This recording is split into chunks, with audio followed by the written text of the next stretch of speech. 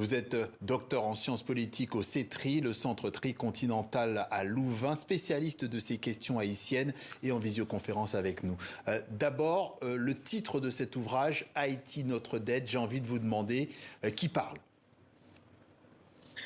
Mais c'est moi qui parle, mais à travers moi, c'est aussi, je pense, les citoyens lambda européens à plus de 2 siècles de distance. La révolution haïtienne, à l'instar de la révolution française et américaine, elle est fondatrice de notre liberté, de nos droits, de notre modernité. Or, elle a totalement été occultée, silencée.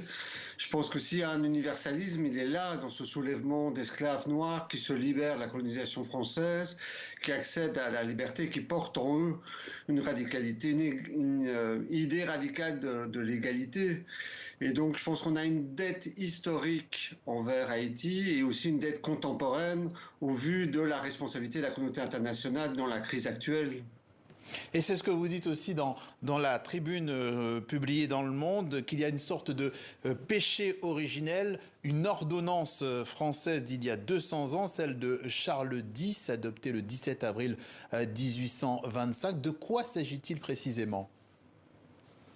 Oui, donc à travers une longue révolution, une longue guerre, Haïti accède, l'ancienne colonie de Saint-Domingue accède à l'indépendance en 1804, prend le nom de Haïti, et la France ne l'accepte pas, et 21 ans après, vient avec cette charte imposée par la force, exigeant de Haïti qu'elle dédommage les anciens colons, les anciens propriétaires d'esclaves, en payant une somme faramineuse. Et à cette condition, la France concéderait l'indépendance à Haïti, une indépendance qui avait été acquise par la lutte et gagnée 21 ans plus tôt. Et donc, à mon sens, là se joue un pacte néocolonial qui va piéger Haïti dans une dépendance sur la scène internationale, qui va aussi marquer une alliance entre l'oligarchie locale et les acteurs internationaux, et mettre un peu le pays sous une tutelle économique et politique, d'abord de la France et à partir du XXe siècle des États-Unis. Et comment expliquer cette anomalie? Comment expliquer que malgré cette révolution haïtienne, que le rapport de force reste en faveur finalement de la puissance tutélaire, quelle que soit cette puissance titulaire d'ailleurs? Oui, mais parce que d'abord c'est un événement impensable, c'est aussi pour la raison pour laquelle il a été longtemps occulté. Donc le fait que des Noirs, anciens esclaves, combattent et gagnent leur indépendance face à la plus grande puissance mondiale à l'époque, Napoléon, était inacceptable et impensable. Donc Haïti indépendant n'est reconnu par aucun État. Il est en but à une hostilité très forte, principalement de la France. Et le pouvoir en place va reprendre un peu la forme de l'État militarisé et le modèle économique des grandes plantations qui avait été mis en œuvre au temps de la colonie.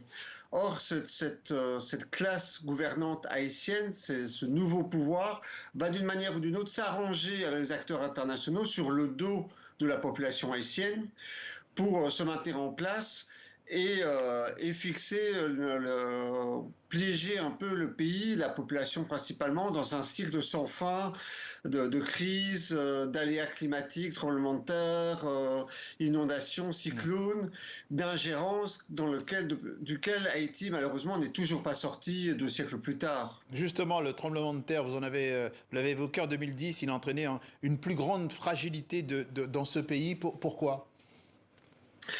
Mais parce qu'on sait que ce tremblement de terre aurait fait beaucoup moins de victimes aux États-Unis, à Cuba ou à République dominicaine qui sont juste à côté. S'il a fait autant de victimes, c'est parce qu'il n'y avait pas de politique publique, il n'y avait pas d'infrastructure sanitaire, parce qu'on était face à un pays pauvre, très inégalitaire, avec une classe politique prédatrice et avec des institutions publiques qui manquent, qui sont largement déficientes. Or, malheureusement, la reconstruction telle qu'elle a été menée a contribué à affaiblir un peu plus ces institutions publiques, à contourner les Haïtiens et les Haïtiennes et à les fixer dans un regard empreint de néocolonialisme comme simples victimes impuissantes de tout ce qui leur arrive, alors qu'il faut rappeler que ce sont les Haïtiens et Haïtiennes qui ont sauvé le plus de vies au lendemain du séisme du 12 janvier 2010. Et on en arrive aujourd'hui à ces zones de non-droit, notamment à Port-au-Prince, avec cette mainmise des gangs à Port-au-Prince. Comment l'expliquer ? Mais là aussi, on retrouve le terreau de la des pauvretés, des inégalités, de l'impunité, et le fait qu'on est face à une classe politique, une classe économique prédatrice qui s'est accaparée de l'État comme une mafia, qui a contribué à gangsteriser cet État, qui a utilisé les bandes armées pour réprimer le mouvement social de grande ampleur de 2018-2019, qui s'était soulevé contre la vie chère, contre la corruption, contre l'impunité, qui appelait un changement.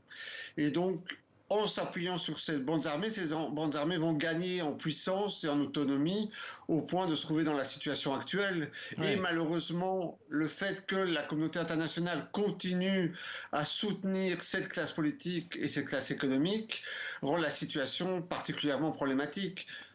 Frédéric Thomas, docteur en sciences politiques au CETRI, le Centre tricontinental à Louvain, spécialiste de ces questions haïtiennes. Je rappelle votre livre « Haïti, notre dette » paru en France aux éditions Sileps. Merci d'être passé par le journal de TV5 Monde. J'ajoute que